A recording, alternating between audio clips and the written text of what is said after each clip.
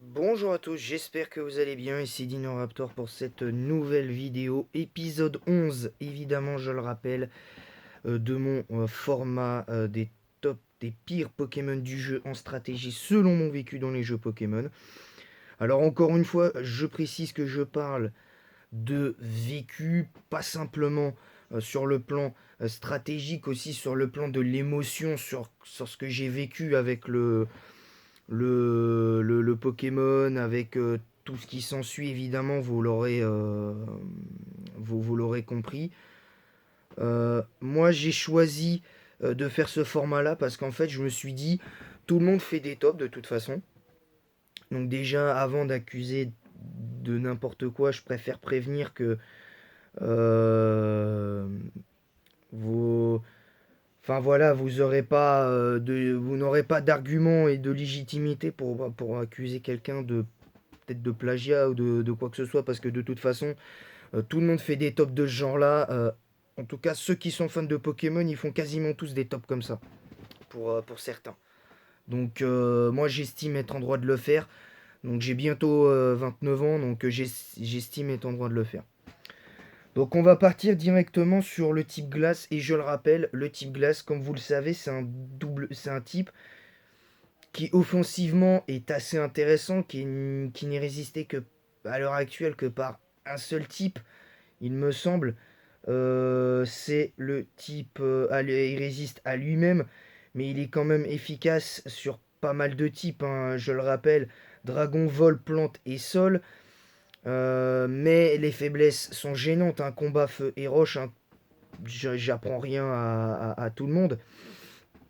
Mais c'est quand même neutre sur pas mal de types, hein. C'est-à-dire que c'est quand même neutre sur pas mal de types. Les seuls types, entre guillemets, qui résistent au type glace, c'est le type feu et lui-même, entre autres. Vous le savez. Et ensuite, ben, évidemment, c'est neutre sur pas mal de types, hein. Et après, il y a eu le type acier qui est le troisième type qui a résisté au Stab Glace à partir de la deuxième génération. Donc ça a été un peu plus compliqué pour le type glace par la suite, mais qui était quand même vachement fort en première génération, en tout cas offensivement. Mais parce que c'était neutre sur tous les types, à part le type feu et lui-même à l'époque. Mais voilà, il y avait quand même quelque chose. Et on va commencer avec la première génération, et le premier Pokémon, c'est Lamantine. Alors pourquoi Lamantine? Parce que Lamantine, je l'ai joué, je l'ai affronté à l'époque de la cartouche en première génération, à mes débuts sur Pokémon. Alors au début, j'avoue que il était pas mauvais. J'avoue, au début de Rouge et Bleu, bien avant l'arrivée de la deuxième génération, c'était un peu complexe.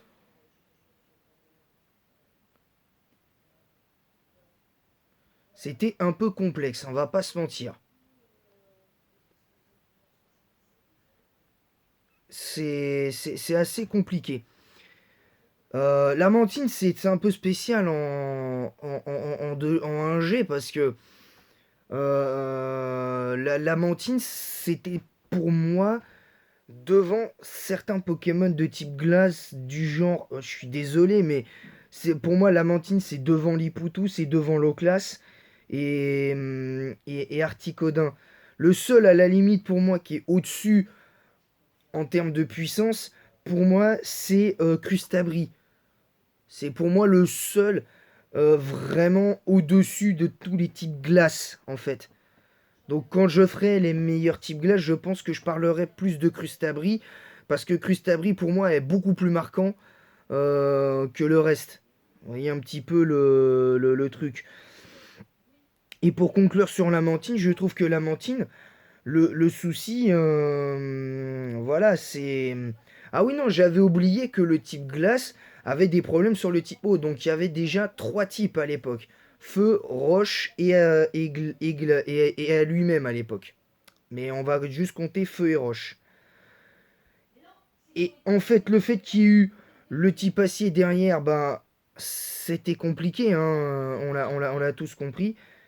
Mais pour moi, le pire Pokémon de type glace sans surprise, c'est Cadoiseau en deuxième génération. Parce que Cadoiseau, je suis désolé, Cadoiseau, c'est pas l'assurance tout risque. On va pas se mentir, c'est un Pokémon qui manque de puissance, qui a une vitesse pour la 2G, allez, on va dire assez correcte, on va dire. Ce qui aujourd'hui est une stat complètement mauvaise, voire même on peut le dire nulle, pour un Pokémon de l'acabit de Cadoiseau, que je trouve plutôt mignon quelque part, mais qui n'a pas le niveau de certains de ses compères de type glace euh, de l'époque, comme Cochignon, comme Farfuret, Lipoutou, qui est pour moi devenu meilleur en 2G, mais voilà, mais sinon, c'est autre chose en l'état, vous voyez, hein, c'est Lamantine et puis Cadoiseau, ce sont des Pokémon qui, pour moi, avaient à l'époque un gros potentiel, mais qui aujourd'hui ne l'ont plus, parce que ça sert plus à rien d'en parler. Pour la troisième génération, je vais parler de Kemors. Alors Kemors, il y en a, ils vont dire ouais, mais attends, il est underuse en 2G, enfin en 3G. Ok, bon, admettons. Ouais, ok, il est en underuse. Mais est-ce que c'est logique de penser que ce Pokémon n'a clairement pas le niveau, qu'il est clairement mauvais en troisième génération par rapport à tous ses autres compères de type glace? J'aurais pu remettre Cadoiseau, mais Cadoiseau, je l'ai trouvé moins pire en troisième génération qu'en deuxième. Moi, je dis ça, je dis rien, et c'est le vécu que j'ai. Et encore une fois, je parle de vécu, les amis. Moi, je dis simplement que Kemors, je l'ai joué 2 ou 3 fois à l'époque de Emeraude, Ruby Saphir Emeraude sur cartouche à l'époque. Je vais bientôt le rejouer sur Ruby Omega, bien que ce soit un jeu de 6G, ça reste quand même un jeu, ça reste quand même un remake de 3G. Donc je considère que c'est la troisième génération. Mais là, très honnêtement, Kemors, j'ai un peu de mal. Alors, attention, je dis pas qu'il a pas un potentiel, mais je trouve qu'en troisième génération, il n'en a pas. Il a zéro potentiel en troisième génération. Après, ceux qui sont fans de ce Pokémon, je vous empêche pas de le jouer, attention. Mais pour moi, il n'a pas le niveau en 3G. Très clairement, il n'a pas le niveau. La quatrième génération, pour moi, alors il y en a, ils vont dire ouais, tu devrais mettre Blizzardroid ou un truc comme ça, mais pour moi, le pire Pokémon glace de la de la de la quatrième génération, c'est la forme Blizzard de Morpheo. Parce que Morpheo, il a des stats identiques, ses 6 stats sont identiques. Donc techniquement, c'est comme si c'était une espèce de pseudo fabuleux. Mais Morpheo, de base, déjà, c'est un mauvais Pokémon. Mais là, en prenant la forme glace quand il prend la forme blizzard, quand il utilise, quand il y a la grêle, bah ça n'a aucun intérêt parce que il tape pas fort sur le spécial comme sur le physique, il tank pas très bien les coups. Et voilà, parce que on critique souvent Pikachu, mais Pikachu, au moins, il a eu l'objet balle lumière et tout, et au moins, tu vois, il y a quelque chose. Il tape un peu plus fort. Bon, il tank pas toujours mieux les coups, mais tu vois qu'au moins, il peut être jouable. Tandis que lui, pour moi, il est pas jouable du tout, quoi. C'est assez dommage en l'état que des choses. Alors, j'aurais pu mettre Givrali, j'aurais pu mettre Loclas, j'aurais pu mettre. J'aurais pu mettre Red Jace aussi, mais bon, au-delà de ça, c'est différent. Au-delà de ça, c'est différent. Cinquième génération, là par contre, pour le coup, je vais mettre pour moi Givrali en cinquième génération. Parce que Givrali, pour moi, il est devenu meilleur en 6G et en 7G. Je vais vous expliquer un peu pourquoi. Parce que Givrali, il a été teasé en quatrième génération avec Sinnoh, avec l'histoire de l'espèce de pierre bizarre qui a une énergie telle qui permet de faire évoluer les évolis en Givrali. Donc ça déjà c'est une chose à savoir. Mais voilà, mais en 5G, il est pas bon. Il est pas bon, Givrali en cinquième génération. Alors, je l'ai pas encore joué, Givrali en cinquième génération. Je l'ai joué qu'en 4G. Alors, autant en 4G, je le trouve pas trop mal. Autant la deuxième génération, autant la deuxième génération,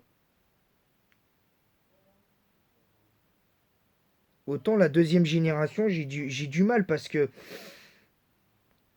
autant la cinquième génération, pardon, j'ai du mal parce que bon, je l'ai pas encore joué. Cela dit, Givrali en cinquième génération, je n'ai eu l'occasion que de l'affronter à travers les boss comme Cynthia et tout.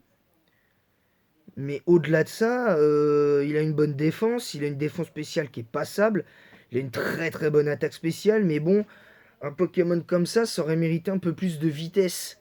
Donc voilà, c'est le seul truc qui le dessert un petit peu, c'est que le fait qu'il soit si lent, ben du coup, c'est un peu chiant pour lui, quoi. Faut poser les termes. En sixième génération, je l'ai dit, d'habitude, je mets pas les légendaires, mais en sixième génération, je mets Articodin. Parce que Articodin, ça me fait mal, parce que bien que le plus puissant des trois et soi-disant le plus stylé, c'est Elector, pour moi, le plus stylé des oiseaux légendaires, ça restera Sulfura pour moi à jamais, dans mon cœur. Sulfura à jamais dans mon cœur. Mais Articodin est très stylé aussi, mais en fait, les trois oiseaux légendaires sont stylés de toute façon, quelque part. Il n'y en a pas un qui est moins stylé que l'autre, en fait. C'est plutôt ça le terme. Mais malheureusement, en strat, ben, Articodin, c'est le moins bon. Parce que déjà, son double type Glace Ball ne l'aide pas. Il a une double faiblesse au piège de roc. Il a une double faiblesse roche. Il a une faiblesse électrique, une faiblesse feu. Bah voilà, mais voilà. À part ça, t'as tout dit. Pour moi, son move pool est très bon. C'est un move pool de légendaire en même temps, tu me diras. Mais en 6G, il a trop de. Il a pas un rôle. Il a un rôle ingrat en fait. Il a un rôle ingrat. Et ça, c'est dommage parce qu'au final, tu te dis que le Pokémon, il pourrait être bien meilleur, tu vois. C'est un peu triste. On va passer maintenant à la septième génération. Et c'est un peu lié à Articodin. Blizzardwa, c'est à peu près le même problème. C'est que Blizzardwa, il est pas fort en quatrième, en cinquième et en sixième génération. Mais en septième, je l'ai trouvé un peu meilleur. Alors pourtant, pourquoi le mettre dans stop? Euh, Non, je rigole, je vais pas le mettre dans stop. J'ai mis Blizzardwa vite fait pour vous parler. C'est un peu lié à Blizzardwa.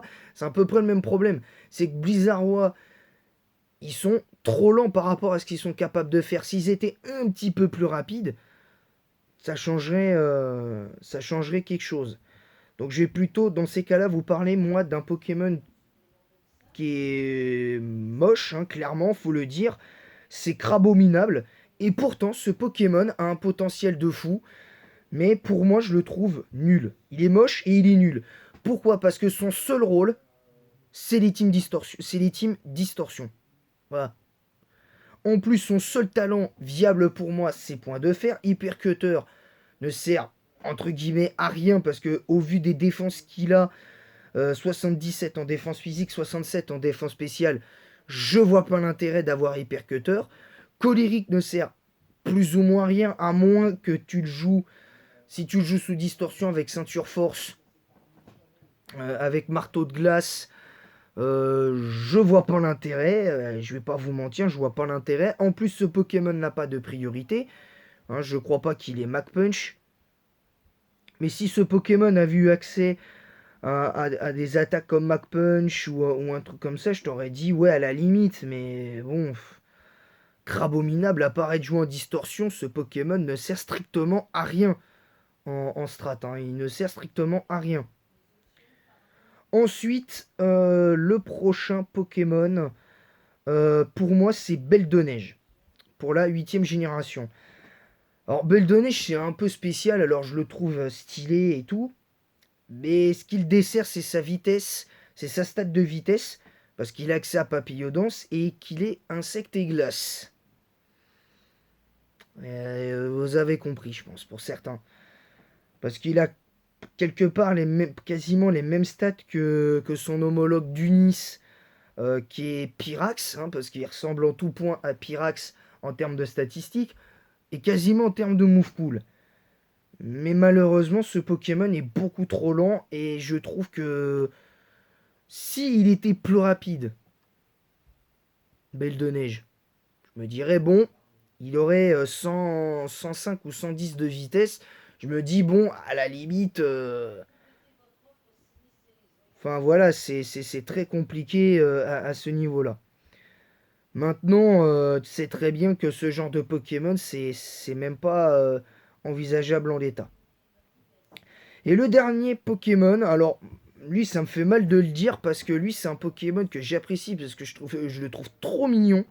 C'est Balbalaise. Alors Balbalaise, euh, manque de logique de ce Pokémon. D'une, parce qu'il a un talent qui double sa vitesse. Donc déjà, pourquoi le avoir mis 73 de base en vitesse si c'est pour lui mettre un talent qui double sa vitesse? Parce que autant Sablero d'Alola, je peux comprendre, parce qu'il est couplé à Fenard d'Alola. Et là, c'est différent. Là, il y a un côté différent. Tandis que lui, je ne comprends pas.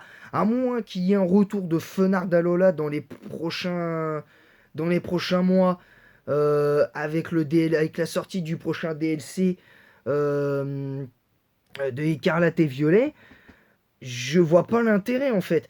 Le seul intérêt pour jouer ce Pokémon à l'heure actuelle, c'est de le jouer sans limite.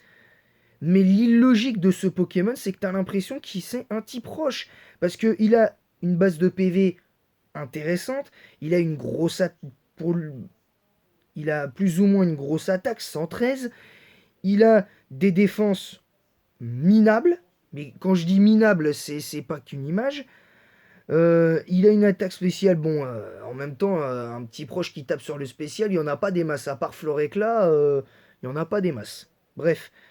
Et une vitesse horrible. Bon, là, en l'occurrence, la vitesse de Balbalès de 73, elle est tout juste moyenne. Mais je comprends pas l'intérêt de mettre ça là. Parce que, bon, moi honnêtement, si j'ai l'occasion de parler à ceux qui font les stats de ce Pokémon, moi je leur demanderais d'inverser la stat de vitesse et de PV de Balbalaise. Parce que je suis désolé, à un moment, ou en tout cas, si tu gardes la stat de PV, tu lui rajoutes un peu en vitesse, au moins tu lui mets 100 ou 105 de vitesse. Je demande pas la lune non plus. Donc voilà. Balbalès, c'est plus pour sa vitesse que je le mets dans ce top, parce que sinon je trouve qu'il a un potentiel de fou. Et aussi parce que et aussi la deuxième chose, c'est son deux autres talents qui sont vraiment pas intéressants parce que de toute manière, qu'il ait un talent qui baisse les attaques de type feu ou pas, ça change rien. Parce que dès l'instant que tu tombes sur un Pokémon comme Yu Yu ou comme d'autres Pokémon de type feu qui peuvent lui mettre un gros lance-flamme ou un gros déflagration, voire même rafale feu pour les plus fous, et éventuellement surchauffe s'il y en a qui veulent jouer surchauffe, mais je peux vous garantir que vous allez pleurer avec ça. Mais bon, voilà. C'est tout pour moi, j'espère que cette vidéo vous aura plu. Moi c'était nickel, alors j'ai été un peu rapide sur certains Pokémon. Mais quand je parle de vécu, j'aime pas m'étendre, j'ai pas envie de raconter ma life là-dessus. Je parle de vécu uniquement d'un court vécu, je vais pas dire exactement. J'essaie de plus développer sur le côté, sur l'aspect plus ou moins strat, mais j'essaye aussi de parler de vécu aussi en strat sur ce Pokémon. Voilà. Sur ce, je vous laisse. J'espère que cette vidéo, encore une fois, vous aura plu. Si vous n'êtes pas abonné à cette chaîne, vous pouvez le faire. Ceux qui sont abonnés, vous pouvez partager ma chaîne si vous voulez. Vous en avez le droit. Laissez un petit commentaire, mettez un petit pouce bleu, c'est important. Ça fait toujours plaisir, même si il y en a ils vont dire ouais, mais c'est hypocrite de dire ça. Mais moi, je cours pas après les likes. C'est plus le nombre de vues, entre guillemets, qui m'intéresse. Mais bon, ça, c'est autre chose. Ça, c'est un autre débat. Donc ça, pour les likes et les vues, soyez indulgents. Je débute, ça fait que 2 ans que je suis dans le game, donc soyez indulgents. Donc voilà. Sur ce, je vous laisse. Je vous dis à très vite. On se retrouvera donc pour l'épisode 12 demain. Donc il nous reste quelques types, hein. Je crois qu'il nous reste le type combat, le type dragon, le type poison, le type fée. Il nous manque... Qu'est-ce qui nous manque d'autre aussi? Ah oui, il nous manque le type... Je crois qu'il nous manque le type acier. Et, de mémoire, il me semble qu'il nous manque le type acier. Il nous manque le dernier type, je crois.